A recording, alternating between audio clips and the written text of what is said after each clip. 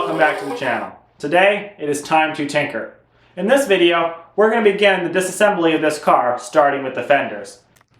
Now we have a Model T minus the headlights. I have removed the headlights and nearly all of the mounting bolts along the fender. Now we have to take out the radiator because this fender tucks up underneath the radiator mounting points on each side.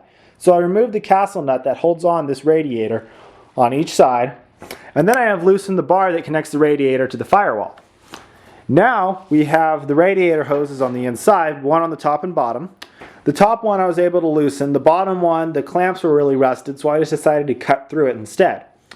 I believe that is all that holds this radiator on, so let's see if it'll come out.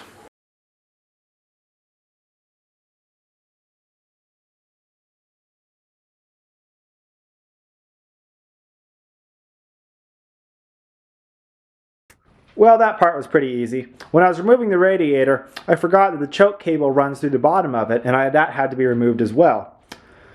The choke cable is a small ring on the outside of the radiator that you can pull when you're crank starting the car to prime the engine. The original cable had been broken some time ago, and someone did a cheap farmer's fix and just put in a little wire that runs from the carburetor out to the front. Because it was just a thin wire, I was able to straighten it out and pull it through the hole, and it was no big deal. Now that we have the radiator removed, we can take a good look at it and see on the bottom that there's a significant amount of rust and scale built up on the inside of the tube. There's a huge amount of just debris on the inside from sitting for so many years. Looking inside the top cap, you can see that there is a little bit of debris on the inside as well. We're going to have to give this radiator a really good flush and check for leaks later. Well, I finally got this front fender off. It was a lot harder than I thought it would be to get the bolts out of this lower section.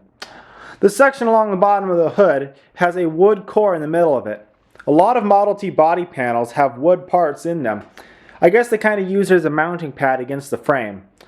Anyway, there was a wood section running along the inside of this piece, and it is obviously decayed and hardly is even there anymore.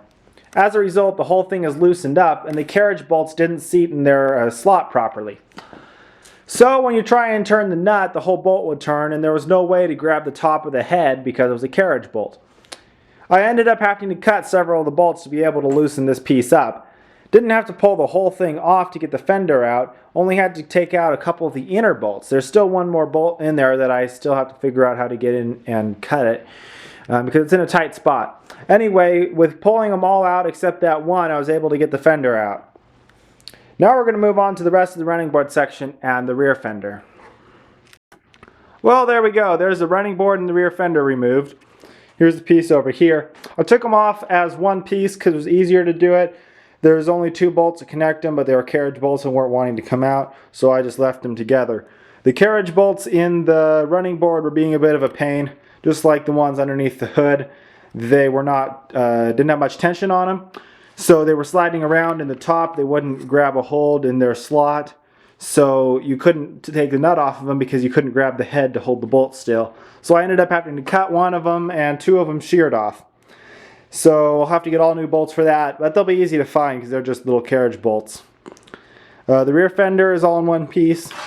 Model Ts just have one rear taillight. It's on the left side.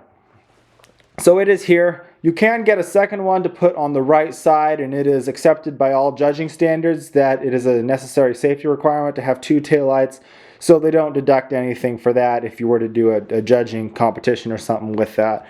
They consider it an essential safety item to have an additional taillight. But stock, they only came with one, so it has one taillight on the left side, and that is a license plate from the last time it was registered. It's a Washington license plate from 1949. There we go. So that is that fender. Now we're going to go and see if we can get the two off the other side.